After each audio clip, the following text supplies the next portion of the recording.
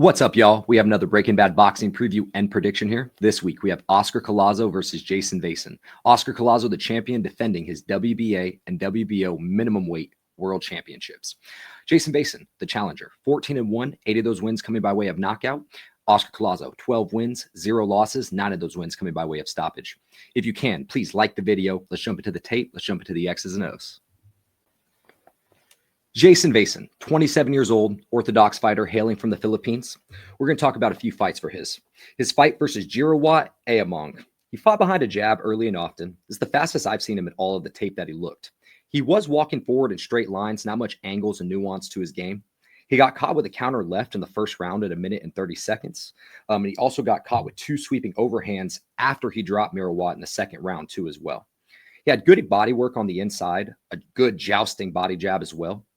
He was ripping combinations up on the inside anytime he would get head-to-head or shoulder-to-shoulder with Jirawat. He dropped Jirawat with a leaping straight left in the first round before he finished it off with body work in the second round. One thing about this fight, guys, I have to note is I'm watching this fight and I'm thinking, man, Jirawat looks like a teenager. Lo and behold, I go to his box rec and he is 16 years old. So take that for what it's worth here.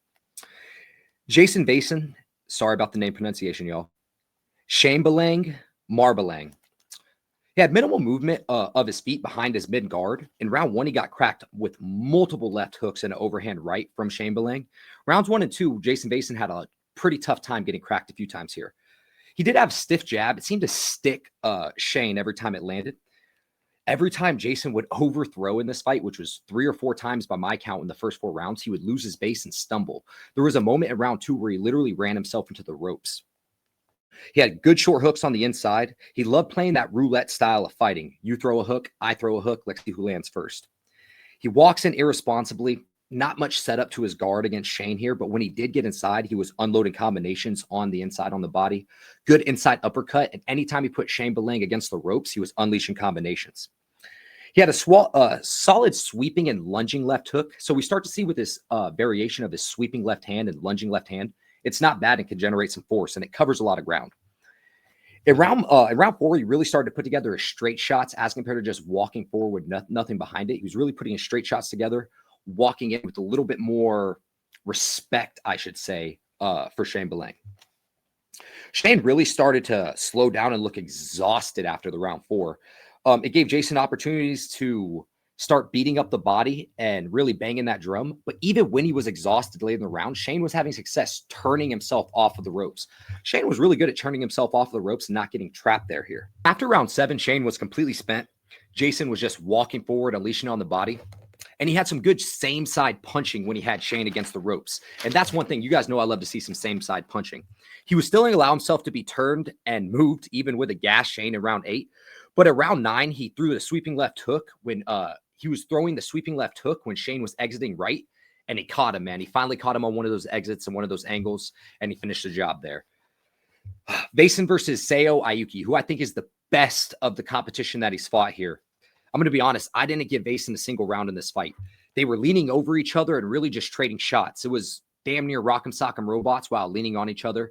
Aoki started finding some angles and turning in the later half of this fight and was catching Vayson when he was sweeping over his own base. Vayson never once seemed comfortable in this fight. Again, he's a good body puncher and a continuous body puncher on the inside. He crossed his feet, man. Every time he seemed to move in this fight, he continuously crossed his feet and allowed his backs to get caught against the ropes. I am impressed with Vayson's grittiness, his toughness, his ability to take shots. He could take a lot of shots, man. He could take a lot of damage and stay in there and never seems to once quit on himself. I think he's going to be far more physical than Oscar Collazo in this fight. But I think his style of playing yo-yo, you go, I go, you go, I go, the Russian roulette style, it's going to catch up to him eventually. And maybe this is the fight that it happens.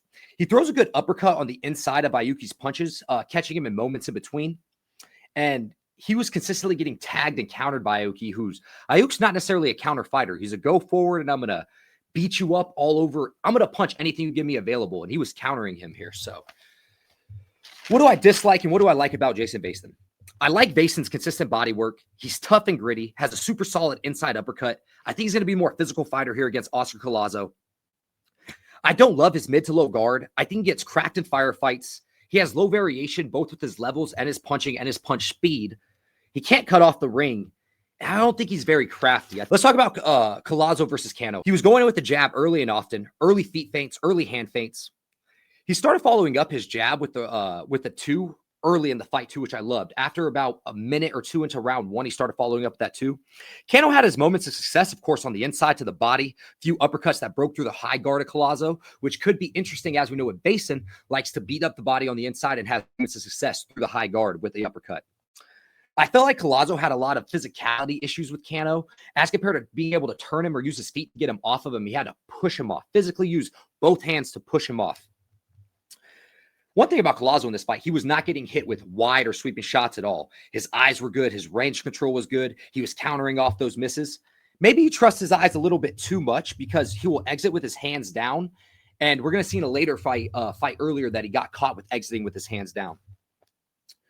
Last 15 seconds of round two with Cano, he was shifting and smashing a very stationary Cano. So I like when an opponent's stationary, he bangs out that body, pause, and he beats the drum early and often. Collazo loves the straight left to the body, followed up with the right counter hook, and we see him land it early and often in this fight. After round three, he was shifting and turning Cano, digging to the body, just getting his angles off.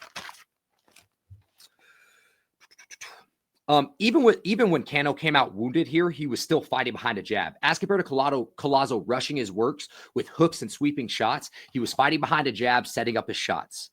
He can get a bit reckless. He got caught with an overhand left when he had Cano against the ropes himself.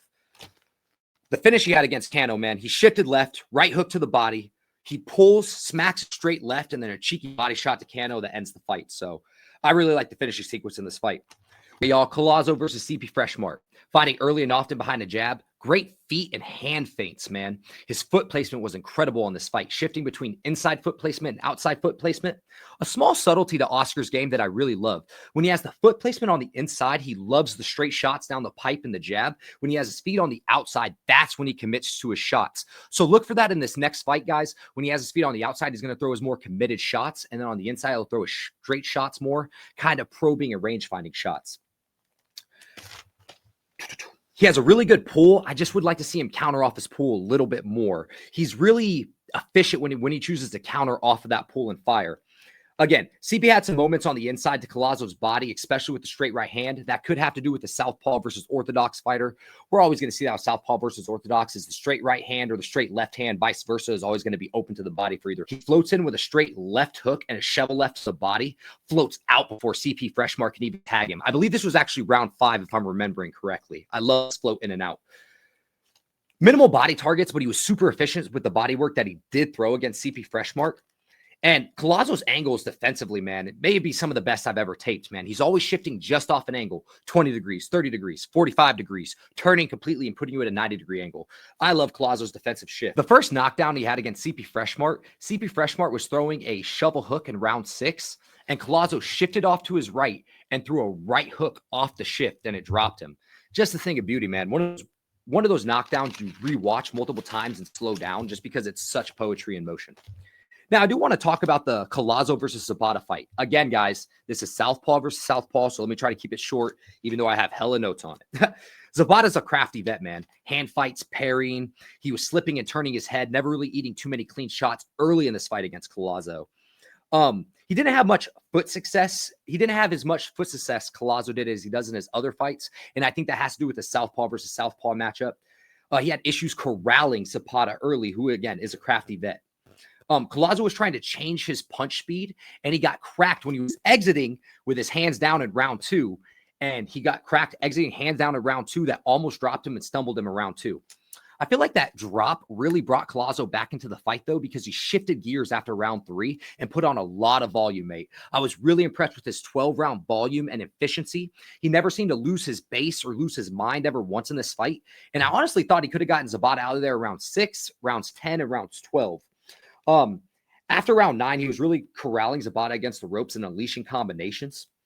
And the way he was ripping his body this whole fight, shifting off with feints, shifting off of lines, I just was really impressed with this 12-round performance against a crafty vet in Zabata. Zabata, in my opinion, may be the best guy that Collazo has fought in. He went 12 rounds with him, but there were a few moments where I thought he could have gotten him out of there. And it was a good lesson for Collazo, especially versus another southpaw. So, what do I like about Collazo and what do I dislike about Collazo? I shouldn't say dislike. These are just things that I think with my eyes that I would like to see better. His angles and his shifts, man. I love his angles and his shifts. His counter game is incredible. He's efficient with his counters. He's efficient with his body shots. He has good eyes, but he can trust his eyes a little bit too much. He has great shape over 12 rounds that we saw against Zabata. Power in both hands for a southpaw. His feet positioning is absolutely incredible. Some of the best feet positioning I've taped. Some of the better defensive angles I've taped too as well. And he can fight at all three levels, the inside game, the mid-range, and he can fight on the outside too as well. What would I like to see him improve on? I think he is going to have size and physicality issues in general at the minimum weight. I think he has lazy defensive exits. I think he can get cracked when he goes into killer mode and he can drop his hand. I don't want to say lazy defensive exits. Let me repause that. He has moments of lazy defensive exits where he drops his hands and he trusts his eyes too much. Again, his angles and defensive shifts are great. He just has few and far in between moments where he'll drop his hands and exit irresponsibly. He doesn't pull the trigger when he pulls as much as I'd like to see, but when he does pull the trigger, it's super efficient and high volume. Guys, this is a setup fight. Quite frankly, Jayson Vayson is coming in here with minimal punch variation. He doesn't have great feet, can't fight at all three levels. He can fight on the inside, but his downfall is going to be the fact that he's going to be willing to trade on the inside. We've seen him get countered and cracked, and he plays that Russian roulette style far too much. The under 8.5 here, it may not be a gift like the Camacho or the Squaga line was, but the under 8.5 is a great line, guys. I love the under 8.5. I think you can also sprinkle Collazo rounds 4 through 7. If it's an early night for him, I would be a little bit more surprised just because Vayson is so tough and he is so gritty. And Collazo likes to seem to go through the gears for the first few rounds. But man, I think after round 3, this is going to be food for Collazo. I love the under 8.5 here, y'all. Lock it in. Give me Oscar Collazo by knockout under 8.5 rounds. I love it. I love it. I love it. As always, y'all, like the video, comment, subscribe. If I've ever made you some money, my Cash App is below. Love, peace, chicken grease. Until the next time. Also, one thing I want to note too, I need to see the Collazo Turadon unification fight. I've heard that if Collazo doesn't get that fight, that he's possibly just going to move up. So maybe we see that fight too next as well. That's something I want to start adding into my breakdowns is what could be next for the fighters. So hole in my game. Let me start talking about it a little bit more. See you guys next time.